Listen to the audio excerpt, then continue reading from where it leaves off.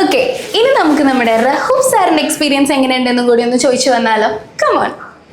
ആഡ്സിൽ വന്നിട്ട് നമ്മുടെ റഹൂബ് സാർ ഇപ്പോൾ 1 ഇയർ കംപ്ലീറ്റ് ആയിക്കാണ് അല്ലേ? എങ്ങനെ എന്താ 1 ഇയർ ജേർണി എങ്ങനെ ഉണ്ടായിരുന്നു സർ?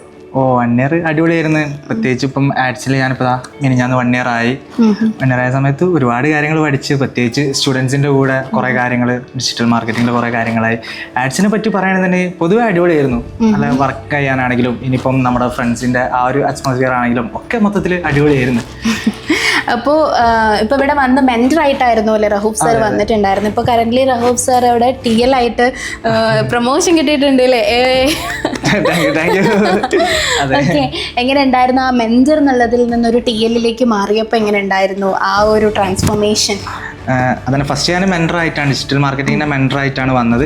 പിന്നെ അവിടെ നിന്ന് ഇങ്ങനെ ഓൾമോസ്റ്റ് എല്ലാ സെക്ഷനൊക്കെ ഞാൻ എടുത്തു തുടങ്ങി. പിന്നെ മെല്ലെ മെല്ലെയാണ് ഈ ടീം ലീഡിലേക്ക് കയറിയത്.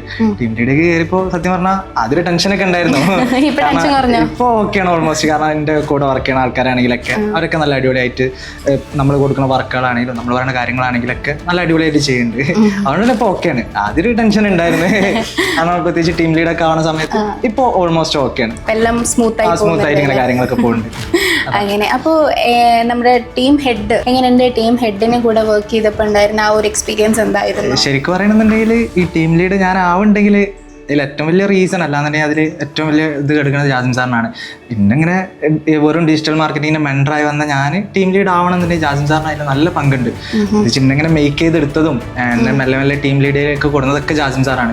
ജാസിം സാറെ കൂടെ വർക്ക് ചെയ്തത് തന്നെ എൻ്റെ ലൈഫിൽ തന്നെ വേറൊരു എക്സ്പീരിയൻസ് ആണ്. സാറിൻ്റെ കൂടെ വർക്ക് ചെയ്തതിൽ റഹൂബ് സാറിന് കിട്ടിയിട്ടുള്ള ഒരു അല്ലെങ്കിൽ ആളയിൽ നിന്ന് നോട്ട് ചെയ്തിട്ടുള്ള ഒരു പോയിന്റ് എന്തായിരുന്നു? ഇപ്പം സാറിന് ഞാൻ മെയിനായിട്ട് നോട്ട് ചെയ്തായിരുന്നു വെച്ച് കഴിഞ്ഞാൽ, സാർ ഇപ്പം ഞാൻ സാറിൻ്റെ കീഴിൽ ടീമിൽ നിൽക്കുന്ന സമയത്താണെങ്കിൽ പോലും സാർ എല്ലാവരെയും ട്രീറ്റ് ചെയ്യണ ആ രീതി. പിന്നെ സാറിൻ്റെ ഏറ്റവും വലിയ വ്യത്യാസം എന്ന് വെച്ച് കഴിഞ്ഞാൽ ഏത് കാര്യത്തെ പറ്റും സാർ പെട്ടെന്ന് പഠിക്കും. ഇപ്പം എന്തെങ്കിലുമൊക്കെ ഒരു ഡൗട്ട് ആരെങ്കിലുമൊക്കെ ചോദിച്ചു കഴിഞ്ഞാൽ പിന്നെ ഫുള്ള് സാറ് അതിൻ്റെ പിന്നാലെയാണ്, അതെങ്ങനെയും പഠിച്ചെടുക്കുക. അതാണ് ജാസിം സാറിൻ്റെ ഒപ്പമുള്ള വർക്കിംഗ് ആ ഒരു ടൈം ക്വാളിറ്റി. ഇപ്പോൾ റഹൂബ് സാറും കൂടെ കൂട്ടുന്നുണ്ടോ? അത് ഞാനിങ്ങനെ പഠിച്ചിങ്ങനെ വരുന്നുണ്ട്. എന്നാലും ജാസിം സാറിന് അത്രത്തോളം ഇല്ല. എന്നാലും എങ്ങനെ നമ്മുടെ സിയോനെ കാണാറുണ്ടോ? സിയോനെയാണ് ഇപ്പൊ കാണാൻ കിട്ടാത്തത്, വളരെ കുറച്ച് മാത്രം. പിന്നെ ഒന്നാമത് നമ്മൾ മിക്കവാറും ഇൻസ്റ്റിറ്റ്യൂട്ടിലായിരിക്കും. സാറാണെങ്കിൽ ഫൈസാറാണെങ്കിൽ ഇവിടെ SMലായിരിക്കും, നമ്മളെ കോർ ഓഫീസിലാണ് ഉണ്ടാവുക. അപ്പോൾ ഇടക്കിടക്ക് കാണാൻ കിട്ടുള്ളൂ. നമ്മളിവിടെ വന്നാലും സാറിന് കിട്ടണില്ല. അതൊരിതാണ്.